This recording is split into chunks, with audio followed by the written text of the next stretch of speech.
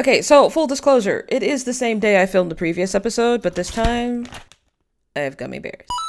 So normally when it comes to episodes this long, I normally don't record more than one in a day, but I am so into what's going on right now. The last episode, the more I think about it, was really kind of a stroke of genius. In the first 3 episodes, like I said before, you really don't feel the sense of impending doom that you are supposed to, because it really just seems like this interpersonal drama between a demon and an angel in the supposed end of the world. But in the last episode, episode 4, you really genuinely feel like some shit is about to go down, whether it is going to be the actual end of the world or not. And normally, that's one of the reasons I don't really fuck with things, the end of the world, because it's usually very doom and gloom. But this seems to have just an edge of hopefulness. I don't know, Adam can still change. I don't know how to explain it. I don't really know how to verbalize it, but I feel like we're not quite at the end yet. I don't feel like it's inevitable, but I do feel a clear sense of dread. Once again, for those of you who know, and for those of you who don't, my name is TK. I am a writer, a voice actress, and your resident lunatic. And today we are watching the penultimate episode of Good Omens. I'm not sure if this entire story is gonna wrap up in just 6 episodes, no matter how long they are. I feel like there's gonna be a part 2. And I'm not gonna lie, that's gonna make me a little upset if it turns out like that, because I feel like this is something that could have been wrapped up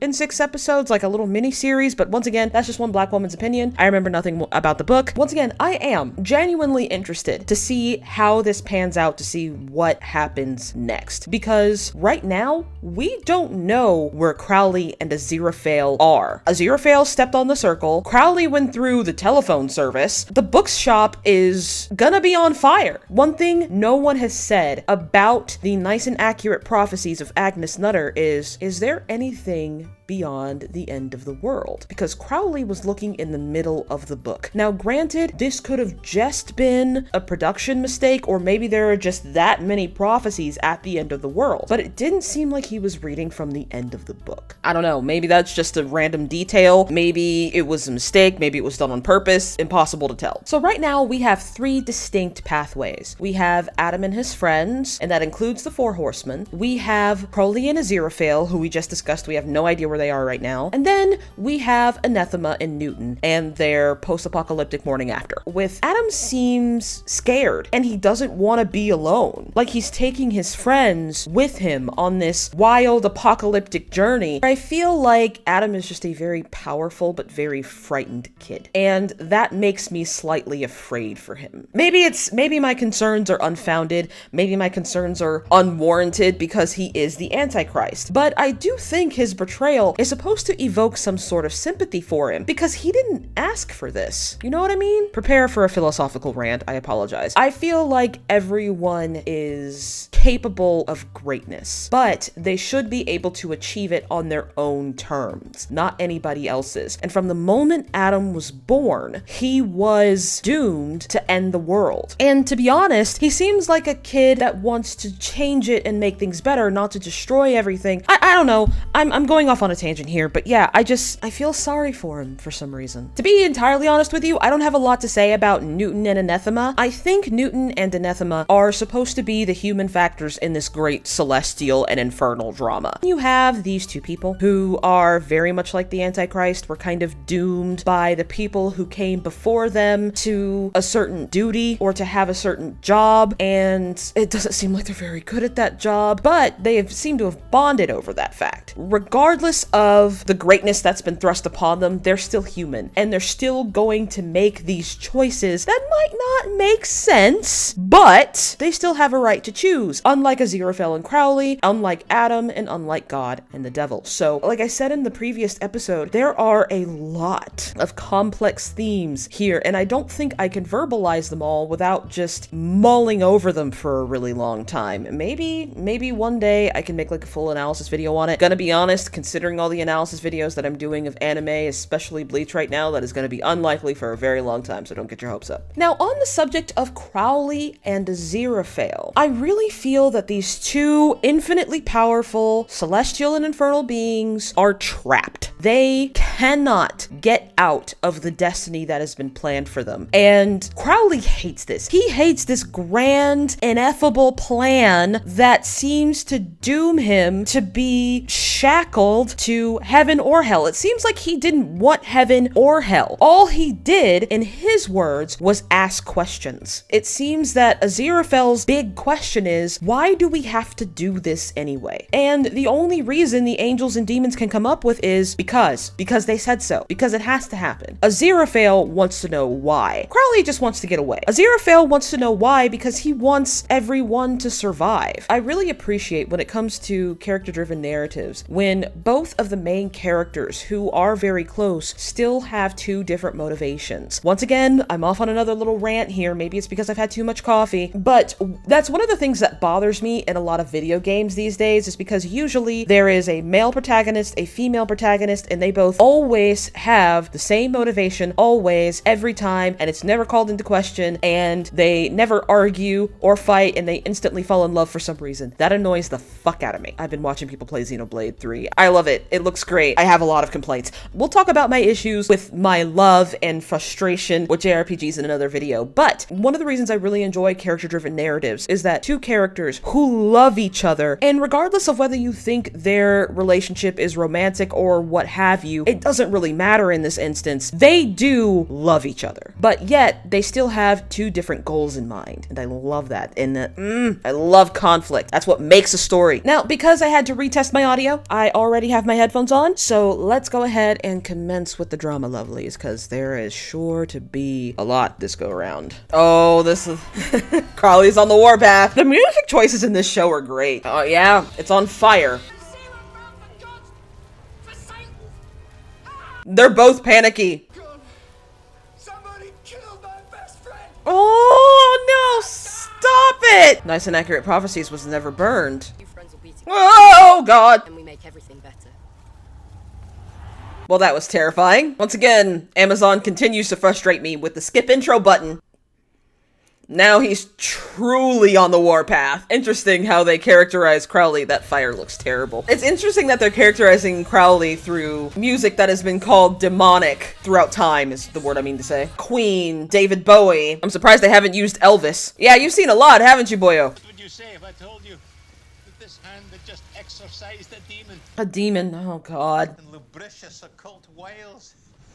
Yeah, Wiles, Does she have a bed of squishmallows? Whose bedroom is this? I mean, yeah. Oh, she's that kind of dominatrix. Belle Delphine streaming room. Oh, who is that? She was having a very bad day. Oh shit. Bloody, you pathetic excuse for an angel! Yeah, typical drill sergeant. God, these freaking fruit flies. In any war. About time! Are you going to fall? What is happening here? Woo! Oh god. They can't. Oh, This is fun. We're having fun. This is the best day of all. like a parent at a theme park. Even the dog is worried. You go, boy. May fortune be with you. I trust you will be fine of feature and mighty of... Fine of feature and mighty of dick. Go until there's nothing anybody can do. I'm not gonna waste a second of it, so. I've literally lived with a book of prophecies my whole life. Decisions are not my forte. I've spent my whole life trying to figure out what Agnes wanted me to do, and she's never failed. What do you Sometimes want it to do, though? Yeah, good question. I lost my best friend. Oh, stop saying that. All of it. Oh. Everybody in this bar is minding their own business. Everybody in this bar is minding their own business. You better get your ass up. Oh, wow. Adam Tracy's got two jobs, it looks like. Special the weather with your psychicness. No, dear. No, I don't control the weather. Find a host to inhabit. It's a nice bike. That's one steed. Yeah, sure, whatever. I work in TSA, dude. World ends every day. Better off waiting in here. It's hell out there. Oh, yeah, I'm sure. As someone who's worked in food service, people say cryptic shit like that all the time, so you just kind of don't mind it. There's the other horse.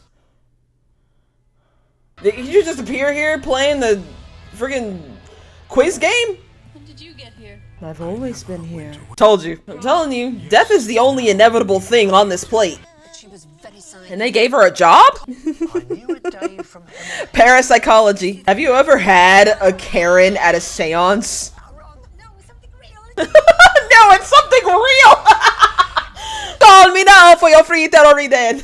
This woman is an amazing actress. I went to our Crystal's wedding last weekend. Aww. And he's just, this is great. Wow, that man came back from beyond the veil to tell you to shut your damn mouth. Wasn't that touching? Well, that was great. I wonder what this actress's name is. Is there any way for you to, like, teleport? You are a demon. Oh, so this is your fault. Fucking mustache. Not even demons like to hear lectures on city planning. Sorry, bro. Endless fog of low-grade evil. In other words, road rage. You didn't see any of that shit? Remember the Squishmallows. Aw. Pansy, Sergeant. The Southern Pansy. Nice cup of tea. And listen to him. You're the one who banished him anyway. Oh. Surrounded London. And he hasn't realized it yet. Bless him. Well, can I say that? It's on fire or something. And Haster's still trying to get out of the... Haster isn't really good with technology. Insurance claims. Uh-oh. Girl, hang up! Ew, that's like my worst nightmare. New fear unlocked! Pardon? Sure. Bricks. That should do nicely. Yeah, hit him with a brick. Like fucking crazy cat in the old days. That thing is so ugly. Oh my god. How is he going to get out of London? Another new fear unlocked. Oh shit. Clever human people inventing cars, motorways, and... I mean, he was a horrible racist, but you know. The one who sets fire is afraid of the fire? Wow. Good! Don't forget about the book. Good. You're annoying. I love how the car outlasted Haster. Especially not Haster. An imagination. Let me guess, out of the columns of fire is going to come this rectus shit car. I'm coming to Tadfield, and hell is coming with me! Literally! I mean, is the rain gonna put him out? No, I think they're gonna stop hanging out with you after this, buddy. That CGI was distractingly bad, but I'm overlooking it. What about me? What? You've already taken them out and Ooh. you can go anywhere you want. See? I don't care where you go. Except you do, though. A little bit. Wow. Okay, the Hellhound's in back. Oh, because of the... Yeah! Because of the horseshoe! The Hellhound doesn't exist anymore! Because some adults muck things up. That's a reason to fix it, not destroy it. A word to Twitter and TikTok. And now he's upset. Okay. Just in case we need to knock him back out. He just wants everything to go back to normal. Doesn't want to be anywhere else but where he feels at home. The new Four Horsemen. The end of the world. It's not far. Okay. Where the Iron Bird lands there. Iron Bird. So, plane? Oh, the airfield. It's communication technology, computers and stuff. Yes! Newton, you make things explode. It would be a miracle to get past 10 miles an hour. Miracles. Just boom, right? Oh, I was expecting him to go right into the air. Why did he flip the dog like that? Oh no! That dog was not prepared. The dog is not a paid actor. Signposted, Porrett's Lane. You come into the village. That's pretty par for the course when getting directions in a small town. Two of them have Harleys. That's great. Or lowriders, excuse me. I don't know much about motorcycles. I mean, it's an air base. Just give them your driver's license. I'm getting myself quite calmly worried about being shot. In which Newton is me. Worry. Agnes would have definitely told me if someone was going to shoot you. Did she though? Yeah, for military checks, all you gotta do is flash your ID. And if you're not military, they make you wait for a few minutes. You just can't buy anything. American Gods by Neil Gaiman. That's nice. All these thousands of years waiting just for a ride of 100 miles? She's so disappointed. My goodness! Friggin' fruit flies! They're killing me! I saw my cat hunting them a minute ago. Oh ho ho. Because it's a surprise infection. Inspection. That's not how active duty IDs look. Sorry, that's a little nitpick. I bet you're hoping one day someone's gonna ask you why. Yeah, it's not gonna be today. Easy. It really can't. There's going to be guards and security cameras. Well, I mean, I'm sure there was, but there was just a massive storm. They could be offline. Could you get the hell on, please? I don't know, maybe you should shut up. Actually, that would be quite difficult. Yeah, but they could do it, so we need to go stop them. Some brave kids. Could have let the other kid catch up for a second. I like the mirror images though. Them on the bikes and then the 4 horsemen on the bikes. Like they're all riding out. I love it. Don't think I won't talk to your father. You're probably just as annoying to them as anybody else. The ghost of Christmas future, bitch. Machines will never replace people.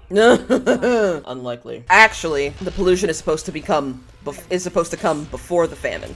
The pollution is what causes the famine, at least in the Book of Revelation. I do wonder why they used pollution and not pestilence, though. The bloody tears. Oh, God. Really just say what the heck? Did you really just say, what the heck? No, that's something you never want to hear in a position like that. Nuclear codes delivered. Everything is set in motion for the final countdown. That's not how that works, but I'll let it slide. Oof. Both of those statements did not age well at fucking all. Then the winter. I like the winter. They're deteriorating. It's still burning? This man is having a day. I mean, the man must know, mustn't he? Must know. Probably because your stupid car is You're stupid. That's great. This is honestly my favorite part of the song. Come on, Crowley. I believe in you, buddy. Okay, you're gonna get someone called on you. army human. Technically a part of the Air Force, actually. This MP is having a terrible time. CGI could use some work. Hey, that's better than what he did. That's better than what happened to the others. They all fucking died. Everything ends now.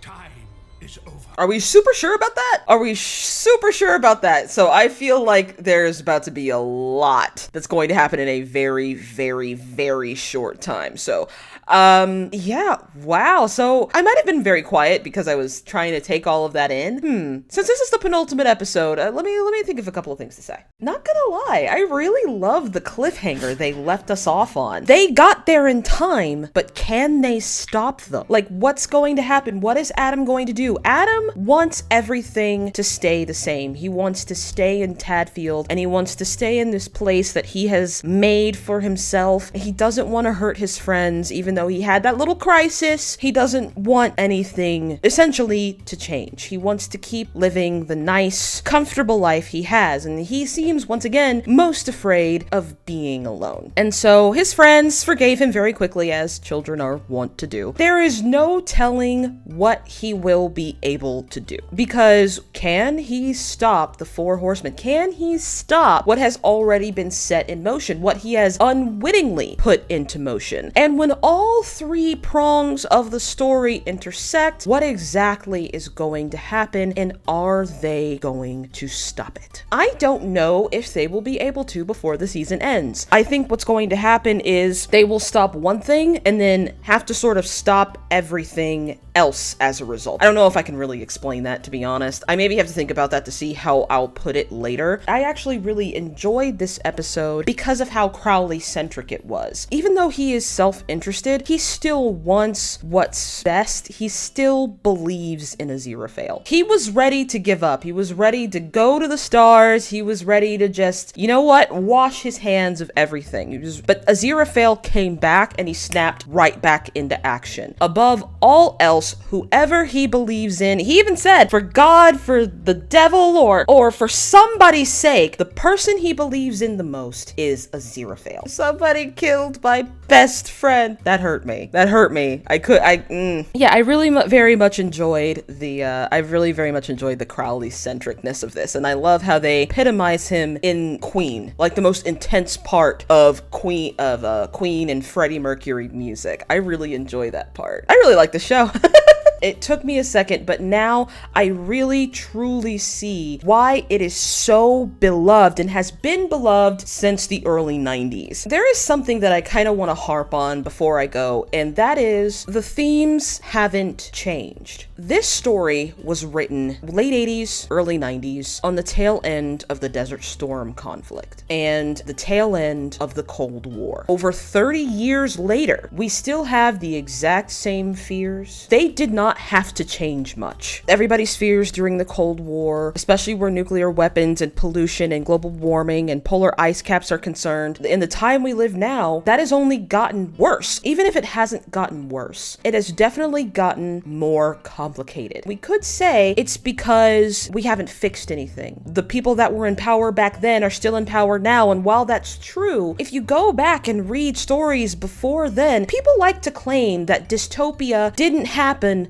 until after the 70s. Dystopia didn't start with Ray Bradbury, and it's not going to end with Hunger Games. Like, it's just not. This is why I don't like apocalypse narratives, because it doesn't provide anything new. We get it, okay? Fucking we get it! But I guess time after time, people have to be told and reminded over and over whether we like it or not. But yeah, that was a really weird rant for this, and I'm sorry, and I'll try to maybe condense that for the final episode. But please like if you like this video. Please subscribe if you really like this video and would like to see more. If you want to support the channel, you can find me on Patreon, the link is below, where you get full uncut reactions every day before I post. So Tuesdays and Thursdays around 3 to 5 o'clock. And you get to look at my binge watching, and you get to look at my binge watch of Nirvana and Fire, which is a Chinese drama, political drama, mostly wuxia, maybe a little bit of Xianjiao on the side. You can find me on every piece of social media, Tumblr, TikTok, Twitter, and Instagram, but mostly Tumblr and TikTok, because fuck Twitter. Thank you all for watching. Stay weird, lovelies, and happy eating!